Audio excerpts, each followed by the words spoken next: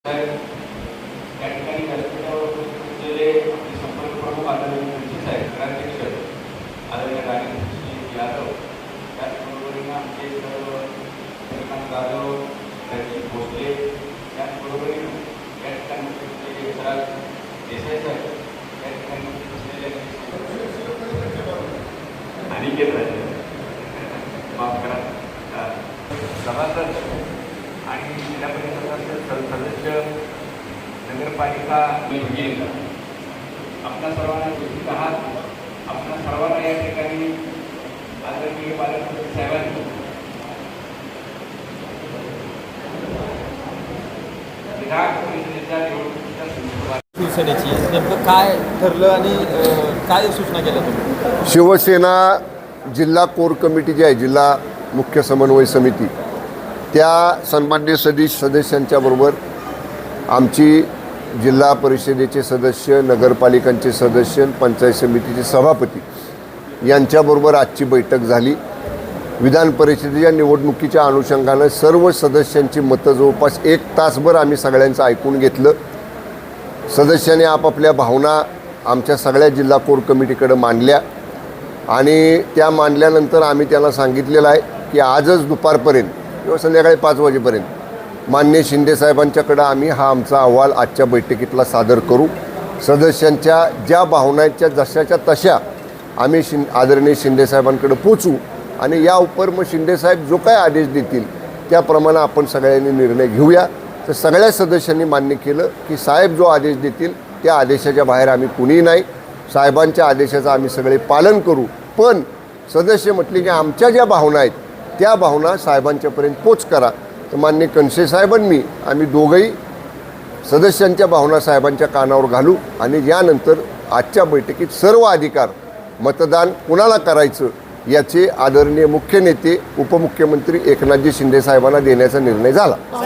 काल जी बैठक झाली, काल मुंबईत बैठक झाली, त्यामध्ये उपमुख्यमंत्री, मुख्यमंत्री आणि दोन्ही उपमुख्यमंत्री यांच्या बैठक झाल्या आणि त्यामध्ये सातारचा तिढा सुटला असल्याचं समजतं. युतीनं एकत्र काम आम्हाला आमच्या पक्षाकडनं अद्याप तसा कुठलाही निरोप आदेश आलेला नाही. त्यामुळं जोपर्यंत आम्हाला माननीय एकनाथजी शिंदे साहेबांकडचे आदेश येत नाहीत तोपर्यंत याच्यावरती आम्ही बोलणार नाही. साहेब, राष्ट्रवादीच्या बैठकीमध्ये त्यांच्या सदस्यांच्या भावना या तीव्र होत्या. आपल्या बैठकीमध्ये आम्ही नव्हतो, मात्र आम्हाला जी माहिती आहे की आपले सदस्य सुद्धा थोडेसे नाराज आहेत, बीजेपीवर आक्रमक आहेत. काय सांगाल यावर की यांची मनधरणी होईल? बघा, आमच्याही बैठकीत तुम्ही नव्हता, त्यांच्याही बैठकीत नव्हता. तुम्ही सूत्रांकडनं लावली माहिती, त्यामुळं आम्ही काय बोलणं बरोबर नाही ना. आता त्याच्यावर सदस्य जे बोलले ते आम्ही गांभीर्यानं ऐकलं, सिरियसली ऐकलं.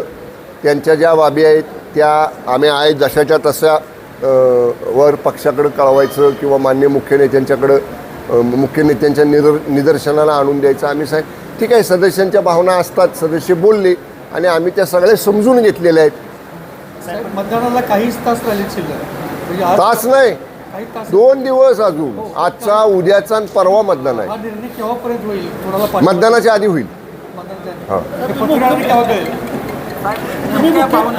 मुख्यमंत्री महोदयांची तुम्ही भेट घेतली होती, आबा असतील तुम्ही असाल, या संदर्भात या संदर्भामध्ये मी सांगलीतल्या तानाजीराव पाटील जे आमचे शिवसेनेचे नेते आहेत त्यांनी जो अर्ज विधान परिषदेला भरलेला होता आमच्या पक्षाचे बंडखोर म्हणून, त्यांचा अर्ज आदरणीय शिंदेसाहेबांच्या आणि आदरणीय मुख्यमंत्र्यांच्या विनंतीवरून त्यांनी मागं घेतला. त्याच्यासाठी त्यांना शिंदेसाहेबांना भेटायला आणि फडणवीस साहेबांना भेटायला मी मुंबईला घेऊन गेलेलो होतो. त्यावेळी माझी माननीय मुख्यमंत्री महोदयांची भेट झाली. साहेब, तुम्ही जेव्हा जाण्याला आला होता तेव्हा असं म्हटलं होतं की येऊ नको तर कोणत्या गाडीत बसू अशी परिस्थिती आहे. मात्र याच्यावर नवनाथ बंजे आहेत प्रवक्ते भाजपचे, ते असे म्हटले की तुम्हाला कोणत्या गाडीत बसायचं हे कळत नसेल तर आपण एकनाथ शिंदेंना भेटा, ते सांगतील. काय मत आहे? नितेश राणे सुद्धा म्हणले की ती योग्य गाडी झाली. हे बघा, नवनाथ बन खूप मोठे प्रवक्ते आहेत, नव्यानं झालेले. त्यांचा अनुभव त्यांचा अनुभव खूप प्रदीर्घ आहे. त्यामुळं अशा प्रदीर्घ अनुभव असणाऱ्या प्रवक्त्यांच्याबद्दल आमच्यासारख्या छोट्या माणसांनी वक्तव्य करणं योग्य नाही. ते खूप मोठे आहेत, त्यांच्याबद्दल आम्ही बोलणं योग्य नाही. सातारमध्ये शिवसेनेची भूमिका असेल तसेच सांगलीची जी शिवसेना आहे त्यांची भूमिका वेगळी असणार का तिथली बैठक वेगळी? नाही या बाबतीतला निर्णय सांगलीच्या बैठकीला या ठिकाणी माननीय सुहास बाबर आमदार साहेबांना पूर्ण अधिकार दिलेले आहेत। माननीय सुहास बाबर साहेबांनी सगळ्या सदस्यांची बैठक घेतलेली आहे। माननीय मुख्य नेत्यांचा जो आदेश येईल त्याचं पालन जसं साताऱ्यात 100% होईल तसं शिवसेनेच्या बाबतीत सांगलीमध्ये सुद्धा 100% होईल। साहेब आपल्या मनधरणीसाठी भाजपचे नेते ह्या 2 दिवसात आले होते का किंवा आपल्याला संपर्क? भाजपकडून कुणीही मला व्यक्तिगत संपर्क साधलेला नाही। साहेब पंढरपूरमध्ये जे रोहित पवारांचं आंदोलन चालू होतं अंदाज त्या आंदोलन संपल्यानंतर भाजपच्या किसान मोर्चाकडून चंद्रभागा नदीचं पाणी आणि गोमूत्र शिंपडून त्या आंदोलनाच्या स्थळाचं शुद्धीकरण केलेलं आहे। भाजपला विचारा ना तुम्ही, त्यांनी केले, आम्हाला कसं विचारताय? ज्यांनी केले त्याला विचारा ना।